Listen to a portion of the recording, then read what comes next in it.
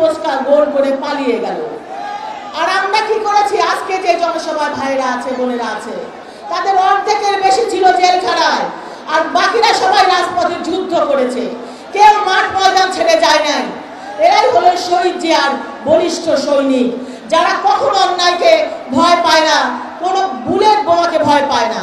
এই সরকারে যখন সাধারণ জনগণে ছিল, তখন তারা বলতো এতগুলো গুম হয়েছে, খুন হয়েছে, ধর্ষণ হয়েছে, কোনোটার বিচার হয় না কেন? কি করে হাসিনা সরকার বিচার হয় না? তাহলে এই যে একটা বছর হয়ে গেল, এই জুলাই আগস্ট অভ্যুত্থানে যে বাচ্চাগুলো শহীদ হলো, তাদের বিচার কেন এই সরকার করে না? আমি কথা বলার শুরুতে শ্রদ্ধার সাথে স্মরণ করছি বহুদলীয় গণতন্ত্রের প্রবক্তা, স্বাধীনতার মহান ঘোষক, বাংলাদেশের প্রথম রাষ্ট্রপতি শহীদ প্রেসিডেন্ট জিয়াউর রহমানকে। আমি শ্রদ্ধার সাথে স্মরণ করছি গণতন্ত্রের মা, বাংলাদেশের প্রথম নারী প্রধানমন্ত্রী, আপসী নেত্রী, দেশনেত্রী বেগম খালেদা জিয়াকে। আমি শ্রদ্ধার সাথে স্মরণ করছি দেশ বরেণ্য নেতা, যার বলিষ্ঠ নেতৃত্বে আমরা সকলে মিলে রাজপথে সক্রিয়ভাবে অংশগ্রহণ করেছি, আগামী রাষ্ট্রনায়ক জনাব তারেক রহমানকে। প্রিয় ভাই এবং বোনেরা, প্রথমে আমি জুলাই অভ্যুত্থানে যারা শহীদ হয়েছে সেই শহীদদের প্রতি শ্রদ্ধা নিবেদন করছি, এবং এই যে মাইলস্টোন স্কুলের যে একটি প্রশিক্ষণপ্রাপ্ত বিমান বিধ্বস্ত হয়ে আমাদের কোমল মতো অনেকগুলো বাচ্চা জীবন চলে গেল, এবং যারা অসুস্থ অবস্থায় এখনো কাতরাচ্ছে হসপিটালে বেড়ে, তাদের সকলের যারা কাতরাচ্ছে তাদের সুস্বাস্থ্য কামনা করছি, যারা মারা গেছে তাদের ভিতরে আত্মার মাগফিরাত কামনা করছি। প্রিয় ভাই এবং বোনেরা, আপনারা অনেক বক্তব্য শুনেছেন, আমি বক্তব্য দিব না। আমি শুধু একটা কথা বলতে চাই, আমরা যে 17 বছর আন্দোলন করেছিলাম, তখন এই 17 বছর কি হয়েছে? এখন অনেক নেতারা এসে এসে বলছে, আমরা শুনতে পাই একটা স্লোগান, 17 বছর খবর নাই, এখন বলে ভাই ভাই। তো সেই নেতাদের আমাদের দরকার নাই।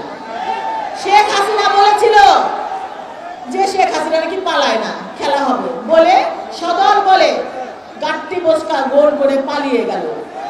আর আমরা কি করেছি? আজকে যে জনসভায় ভাইরা আছে, বোনেরা আছে, তাদের অর্ধেকের বেশি ছিল জেলখানায়, আর বাকিরা সবাই রাজপথে যুদ্ধ করেছে, কেউ মাঠ ময়দান ছেড়ে যায় নাই।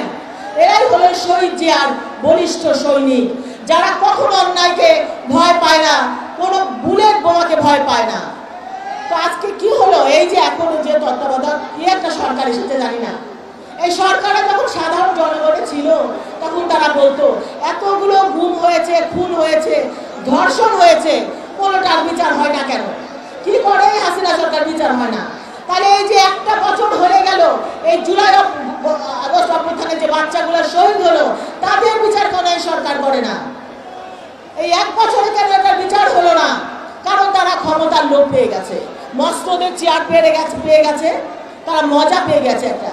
ওটা হবে না ভাই, গাছ লাগিয়েছি আমরা, ফল খাবেন আপনারা, ওইটা আর হতে দেওয়া হবে না।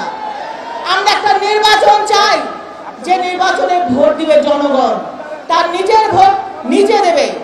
এদেশের মালিকানা জনগণের ভোটের দ্বারা যে সরকার নির্বাচিত হবে, সেই সরকারই রাষ্ট্র পরিচালনা করবে।